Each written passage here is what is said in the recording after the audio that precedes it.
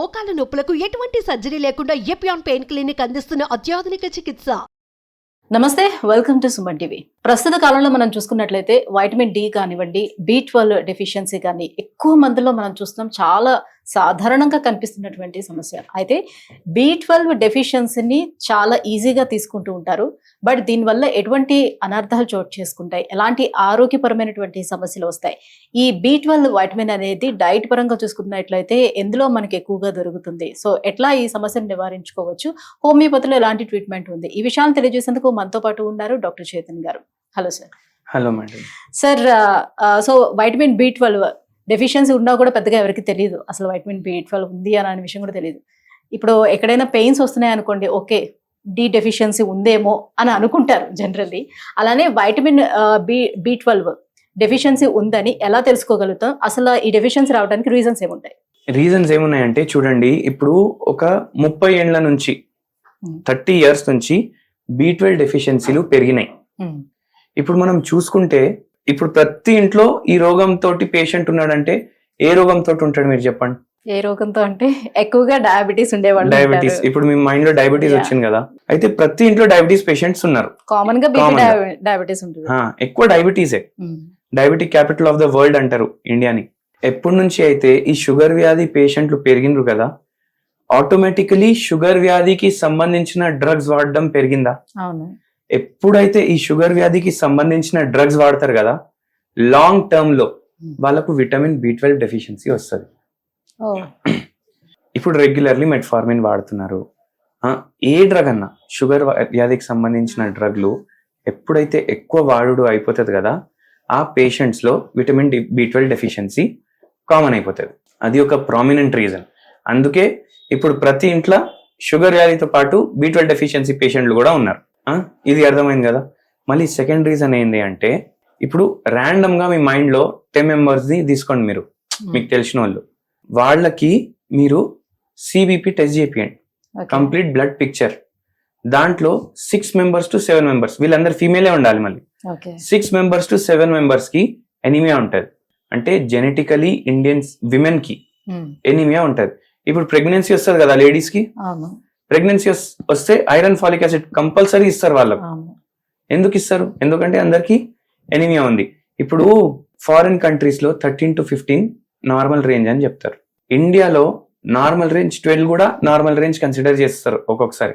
ఎందుకంటే Indian females లో haemoglobin ఉండడమే తక్కువ. ఇది కూడా ఒక రీజన్ ఉంటుంది.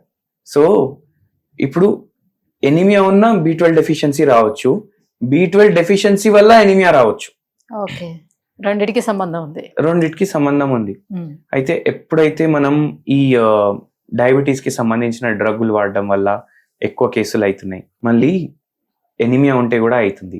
అండ్ ఎనీమియా చాలా మందికి ఉంటుంది, వాళ్ళకి తెలియదు ఎనీమియా ఉంది. ఆల్మోస్ట్ అందరిలోనే B12 డెఫిషియన్సీ ఉన్నట్టే ఇంకా అలా చూసుకున్నట్లయితే. ఎందుకంటే డయాబెటీస్ కూడా చాలా మందిలోనే ఉంది, మనం చూస్తున్నాం. అలాగే ఇంకా లేడీస్ లోని ఖచ్చితంగా ఉంటుంది. డయాబెటీస్ కి ఆ డ్రగ్గులు వాడడం వల్ల అవుతుంది కదా. మనం మెల్లమెల్లగా డయాబెటీస్ వచ్చిన తర్వాత ఇంకా డ్రగ్ యూజ్ చేయకుండా ఉండరు కదా, ఖచ్చితంగా అవును. మనం హోమియోపతి మెడిసిన్స్ ఇస్తాం కదా, హోమియోపతి మెడిసిన్స్ వాడడం వల్ల వాళ్ళకి B12 డెఫిషియన్సీ రాదు. ఎందుకంటే హోమియోపతి మెడిసిన్స్ కి సైడ్ ఎఫెక్ట్స్ ఉండవు. సో ఈ 2 reasons అయితే డిస్కస్ చేసినాము మనం. మళ్ళీ ఇంకోటి వెరీ ఇంపార్టెంట్ రీజన్ ఏంటంటే, ఇంతకుముందు మనం డైలీ వంటలు చేసుకుంటుండే. మార్నింగ్ టైం కి మార్నింగ్ వంట, నైట్ టైం కి నైట్ వంట, మధ్యాహ్నంకి 3 పూటలు వంటలు అవుతుంది. ఇప్పుడు ఇవాళ లంచ్ చేస్తే రేపు లంచ్ సేమ్ ఇదే ఫ్రిడ్జ్ లోకి వెళ్ళి తీసి మనం హీట్ చేసుకొని తింటాం. అండ్ బ్రేక్ఫాస్ట్ మీరు చేసుకున్నారు అనుకోండి, దాంట్లో కూడా ఏమైతుంది, ఒక్కొక్కసారి మ్యాగీ తినేస్తాం, ఒక్కొక్కసారి బ్రెడ్ తినేస్తాం. వారానికి 7 రోజులు ఉంటే మనం 3 రోజులు బ్రేక్ఫాస్ట్ వంటలు చేసుకుంటాం, 2 రోజులు బ్రెడ్ గానీ లేకపోతే మ్యాగీ గానీ, మళ్ళీ సండే పక్కా బయటికి వెళ్ళి తీసుకొని వస్తాం. సో దాంట్లో ఏమైపోయింది, out side food, processed foods, ఇవన్నీ మన ఫుడ్ కల్చర్ లో ఒక పార్ట్ అయిపోయినాయి. ఈ ప్రాసెస్డ్ ఫుడ్స్ వల్ల, బయటికి వెళ్ళి తీసుకురావడం వల్ల, అవిటి వల్ల కూడా B12 డెఫిషియన్సీలు పెరుగుతున్నాయి. సో ఇవి ప్రామినెంట్ రీజన్స్. మళ్ళీ స్ట్రెస్ కూడా ఒక ఫ్యాక్టర్ ఉంటుంది దీంట్లో. చాలా స్ట్రెస్ ఉంది మనిషికి, దానివల్ల కూడా విటమిన్ B12 రావచ్చు. మళ్ళీ పెయిన్ కిల్లర్లు వాడతారు కదా, ఇప్పుడు మోకాల నొప్పి, నడుము నొప్పి చాలా కామన్ అయిపోయినాయి, నరాల బలహీనత చాలా కామన్ అయిపోయింది. ఇప్పుడు B12 డెఫిషియన్సీ వల్ల నరాలు డ్యామేజ్ అవుతాయి. కానీ ఇప్పుడు నరాలు డ్యామేజ్ అయిన తర్వాత కూడా మనం పెయిన్ కిల్లర్లు చాలా మంది వాడతారు కదా, ఎందుకంటే కాళ్ళు ఆగుతాయి, దాని వల్ల కూడా మళ్ళీ B12 ఎఫెక్ట్ అవుతుంది. ఓకే. మళ్ళీ ఇంకోటి ఇంపార్టెంట్ రీజన్ ఏంటంటే, ఇప్పుడు నరాల బలహీనత ఉంటది కదా, ఇప్పుడు మైలిన్ షీత్ ఉంటది నరాల్లో. ఇప్పుడు మన బ్రెయిన్ ఉంది, బ్రెయిన్ మైలిన్ షీత్ ఉంటది. ఇది దేనితోటి బిల్డ్ అవుతుంది అంటే మెయిన్లీ కొలెస్ట్రాల్, గుడ్ కొలెస్ట్రాల్ అనుకోండి మీరు. ఇప్పుడు కొలెస్ట్రాల్ ఎక్కువ అవుతుంది అనేసి మనం కొలెస్ట్రాల్ ఇంటేక్ తగ్గిస్తాం, మనం గుడ్ కొలెస్ట్రాల్ కూడా తగ్గిస్తాం మన బాడీలో, ఆటోమేటికలీ అది ప్రాబ్లం అవుతుంది. మళ్ళీ ప్రోటీన్స్ కరెక్ట్ ఉంటే మన నరాలు కరెక్ట్ ఉంటాయి, దానికోసం కూడా విటమిన్ B12 కావాలి. అండ్ ప్రోటీన్ డెఫిషియన్సీ ఉంటే కూడా విటమిన్ B12 మళ్ళీ ఎఫెక్ట్ అవుతుంది. సో ఇది ఇన్ని వాటితో లింక్ ఉంది, ఇది లింక్ ఉంది.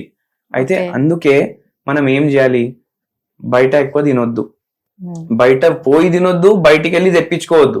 ఎందుకు తెప్పించుకోవద్దు, దేంట్లో వస్తుంది ఫుడ్ బయటికి వెళ్ళి, ప్లాస్టిక్ ప్యాకెట్ లో వస్తుంది. ప్లాస్టిక్ ప్యాకెట్ లో వేడి మనం ఇప్పుడు అగిప్పులతోటి ప్లాస్టిక్ ని అంటిస్తే అది కాలిపోతుంది కదా.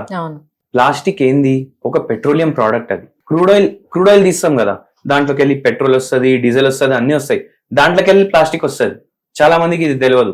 అది అంటబెడితే దానికి కూడా అది కాలుతుంది. సో మనం వేడి ఫుడ్ దాంట్లో వేస్తాం, అది ఆటోమేటికలీ ఫుడ్ ని పొల్యూట్ చేస్తుందా చేయదా? అదే మనం తింటాం.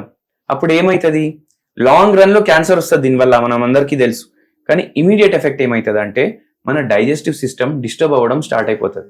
అండ్ ఇప్పుడు మన బ్లడ్ శాంపుల్ తీసుకొని మనం హిమోగ్లోబిన్ ఎంత ఉంది చెక్ చేసుకుంటాం, కొలెస్ట్రాల్ ఎంత ఉంది చెక్ చేసుకుంటాం, షుగర్ వాల్యూ ఎంత ఉంది చెక్ చేసుకుంటాం. ప్లాస్టిక్ వాల్యూ ఎంత ఉందని చెక్ చేస్తామా? చెయ్యము. అది చెకప్ చేపిస్తే ప్రతి మనిషిలో 2 క్రెడిట్ కార్డులు ఉంటాయి కదా, ప్లాస్టిక్ క్రెడిట్ కార్డులు, అంత ప్లాస్టిక్ ఉంటది ప్రతి మనిషిలో. దాని వల్ల కూడా ఈ విటమిన్ B12 అవుతుంది డెఫిషియన్సీ ప్రాబ్లం. మళ్ళీ విటమిన్ B12 డెఫిషియన్సీ అయితే ఏమేమి ప్రాబ్లంలు అవుతాయి, ఒకటి నరాలు ఎఫెక్ట్ అవుతాయి, ఇంకోటి ఇప్పుడు ఏమవుతుందంటే రెడ్ బ్లడ్ సెల్స్ ప్రొడ్యూస్ అవుతాయి మన బాడీలో. రెడ్ బ్లడ్ సెల్స్ అంటే ఏంది, they are blood cells responsible for transport of oxygen, nutrition, everything. ఇప్పుడు బ్లడ్ లో ట్రాన్స్పోర్ట్ అవుతుంది కదా మొత్తం, అవన్నీ రెడ్ బ్లడ్ సెల్స్ చేస్తాయి, ఆక్సిజన్ గానీ, న్యూట్రియంట్స్ గానీ. మళ్ళీ దాని తర్వాత కార్బన్ డైఆక్సైడ్ మళ్ళా హార్ట్ కి తీసుకొని రావడం, ఇంప్యూర్ బ్లడ్ మళ్ళీ హార్ట్ కి తీసుకొని రావాలి కదా, ఇవన్నీ ఫంక్షన్లు రెడ్ బ్లడ్ సెల్స్ చేస్తాయి. ఈ సెల్ ప్రొడ్యూస్ అవ్వడానికి విటమిన్ B12 కావాలి. రెడ్ బ్లడ్ సెల్స్ ఎక్కువగా ఉంటే ఏమైనా ఇష్యూ ఉంటుందా?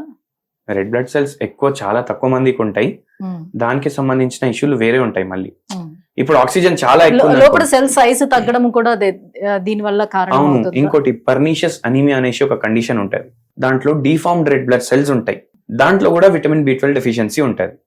అండ్ విటమిన్ B12 సరిగా లేకపోతే రెడ్ బ్లడ్ సెల్స్ సరిగా ప్రొడ్యూస్ కావు. సో దానివల్ల ఎనీమియా అవుతుంది. ఎనీమియా అయితే నరాలకు బ్లడ్ సప్లై తగ్గుతుందా తగ్గదా, ఆక్సిజన్ తగ్గుతుందా తగ్గదా, నరాల బలహీనత అట్లా స్టార్ట్ అయిపోతుంది. మళ్ళీ తిమ్మిర్లు రావడం, చక్కర్లు రావడం, నీరసంగా ఉండడం. ఎందుకు, బ్రెయిన్ కి సరైన ఆక్సిజన్ పోట్లేదు కదా, అప్పుడు బ్రెయిన్ కూడా జర డల్ గా ఉంటది. ఇప్పుడు మీరు చూడండి, షుగర్ వ్యాధి పేషెంట్లు వాళ్ళు గోళీలు వేసుకుంటారు కదా, ఆ గోళీలు వేసుకుంటే వాళ్ళకు గ్లూకోజ్ మెటబాలిజం కరెక్ట్ గా అవ్వాలి కదా, అది అయితే కూడా వాళ్ళకి డల్నెస్ ఉంటుంది. ఎందుకంటే B12 డెఫిషియన్సీ కూడా ఉంది వాళ్ళకు. అండ్ ఇట్లా కాంప్లికేషన్లు అవుతాయి. సో బాగా నీరసంగా కనిపించడం ఉంటుంది, నర్వ్స్ ఎఫెక్ట్ అవుతాయి, డైజెషన్ ఎఫెక్ట్ అవుతుంది, మలబద్ధకం అవుతుంది. ఎందుకంటే బ్లడ్ సప్లై మళ్ళీ ఇంటెస్టైన్ లకు కూడా తగ్గిపోతుంది కదా, అప్పుడు మలబద్ధకం అవుతుంది, నిద్ర సరిగా రాదు, ఓవరాల్ బాడీ ఎఫెక్ట్ అవుతుంది బై ఇది B12 తక్కువ ఉంటే. సో B12 తగ్గటానికి రీజన్స్ ఏంటో చెప్పారు, దేని మూలంగా తగ్గుతుందో చెప్పారు కదా. అసలు దేని నుంచి B12 మనం తీసుకోవడానికి అవకాశం ఉంటుంది, ఫుడ్ దేని నుంచి తీసుకోవడం అవకాశం ఉంటుంది అంటే, first and foremost B12 sources అంటే నాన్ వెజిటేరియన్ ఫుడ్ అని మనం అనుకుంటాం. నాన్ వెజిటేరియన్ ఫుడ్ తింటేనే విటమిన్ B12 వస్తుంది అనేసి. ఇప్పుడు మనం గూగుల్ చేస్తే B12 డెఫిషియన్సీ ఎందుకు పెరుగుతుంది అంటే చాలా మంది వెజిటేరియన్ లా కన్వర్ట్ అయిపోతున్నారు, అందుకే కూడా B12 డెఫిషియన్సీ పెరుగుతుంది అంటారు. కానీ నాన్ వెజ్ తోటి కూడా ప్రాబ్లం. ఎందుకు, వాళ్ళు ఏమేమి ఇంజెక్షన్లు ఇస్తారు దానికి మనకు తెలియదు. మనం నాన్ వెజిటేరియన్ ఏదైతే తింటున్నాం కదా, అది ఎట్లా మన ప్లేట్ వరకు ఎట్లా వచ్చింది మనకు తెలియదు, దాంట్లో కూడా చాలా పొల్యూటెంట్స్ యాడ్ అయిపోతాయి, మళ్ళీ దాని తర్వాత ప్రాసెస్డ్ ఉంటాయి. సో దాని వల్ల కూడా ప్రాబ్లంలు అవుతాయి. మళ్ళీ కొలెస్ట్రాల్ పెరుగుతుంది, బ్యాడ్ కొలెస్ట్రాల్ పెరుగుతుంది బాడీలో. దాంతోపాటు హార్ట్ ఎలిమెంట్స్ పెరుగుతాయి. సో నాన్ వెజ్ కాకుండా ఇప్పుడు మనకు వెజిటేరియన్ సోర్సెస్ మనం చూసుకోవాలి. సో పాలు ఒకటి, పెరుగు ఒకటి అండ్ పనీర్ ఒకటి. వెజిటేరియన్ సోర్సెస్ ఇవి, యానిమల్ డిరైవ్డ్ కానీ వెజిటేరియన్ సోర్సెస్. సో పాలు A2 కౌ మిల్క్ వాడాలి, పెరుగు A2 కౌ మిల్క్ తోటి ప్రిపేర్ చేసిన పెరుగు వాడాలి అండ్ పనీర్ కూడా A2 కౌ మిల్క్ తోటి ప్రిపేర్ చేసిన పనీర్ వాడాలి. ఎందుకు? ఇప్పుడు జెర్సీ ఆవు ఉంటది, రోజుకి ఎన్నో లీటర్లు పాలు ఇస్తుంది, కానీ అది ఇక్కడ ఆవు కాదు. ఇప్పుడు ఇండియాలో ఏవైతే ఇవాల్వ్ అయినాయి కదా జంతువులు, వాళ్ళ జీన్స్ మన జీన్స్ చాలా వరకు కామన్ ఉంటాయి. మన ఆవులు ఉంటాయి కదా, దేశీ ఆవులు ఉంటాయి కదా, అవి జీన్స్ మన జీన్స్ మోర్ దెన్ 90% కామన్ ఉంటాయి. సో ఈ పాలు మనకు సెట్ అవుతుంది. ఓకే, ఇవి వాడాలి. మళ్ళీ దాని తర్వాత మష్రూమ్స్ లో కూడా ఉంటది B12. సో రెగ్యులర్లీ డయట్ లో మష్రూమ్స్ ఇంక్లూడ్ చేయాలి. ఇవి చేస్తే మనకు B12 డెఫిషియన్సీ ప్రాబ్లమ్స్ సాల్వ్ అవుతాయి. అండ్ ప్రాసెస్డ్ ఫుడ్స్ అయితే అవాయిడ్ చేయాలి. మ్యాగీ ప్యాకెట్లు కొనొద్దు. మనం రేషన్ తీసుకోవడానికి పోతాం కదా, కంపల్సరీ మ్యాగీ రాస్తాం దాంట్లో, ఎప్పుడు ఒకసారి ఆకలి అయితే తినడానికి అనేసి. అండ్ వారానికి ఒకసారి తింటాం. మీరు చూడండి, మ్యాగీ ఎక్కువ ఇంతకు ముందు లేకుండే, కానీ ఎక్కడ వాళ్ళు అమ్ముతుండే మ్యాగీ అంటే ఇట్లా కొండలు ఉంటాయి కదా పైన, హై రేంజెస్, టూరిస్ట్ ప్లేసెస్, ఆడికి పోతే ఓన్లీ మ్యాగీనే దొరుకుతుండే మనకు. ఎందుకు? అది మార్కెటింగ్ స్ట్రాటజీ లాగా, అంటే ఏం లేనప్పుడు మనకు మ్యాగీ ఉంటుంది అనేసి. సో సబ్ కాన్షియస్లీ జనాల మైండ్ లో అది కూర్చున్నది అట్లా అండ్ అలవాటు అయిపోయింది. సో ప్రాసెస్ ఫుడ్స్ మీరు అవాయిడ్ చేయండి టోటల్ గా. అండ్ ఇవి చేస్తే మనకు B12 ప్రాబ్లమ్ సాల్వ్ ఇప్పుడు అవుతుంది. B12 డెఫిషియన్సీ కోసం కొన్ని రకాల ఇంజెక్షన్స్ తీసుకుంటున్నారు, మెడిసిన్స్ కూడా వాడుతున్నారు కదా, అట్లా మనకి హోమియోపతిలో ఏమైనా న్యాచురల్ గా దొరుకుతుందా మనకి medicines? ఇప్పుడు హోమియోపతిలో మనకు చాలా మంచి ట్రీట్మెంట్స్ ఉంటాయి విటమిన్ B12 డెఫిషియన్సీస్ కి. Patient to patient treatment change అవుతుంది. షుగర్ వ్యాధి ఉంది, B12 డెఫిషియన్సీ ఉంటే మందు మారిపోతుంది. మోకాల నొప్పి ఉంది, B12 డెఫిషియన్సీ ఉంటే మందు మారిపోతుంది. నిద్రలేని సమస్య ఉంది, B12 డెఫిషియన్సీ ఉంటే మందు మారిపోతుంది.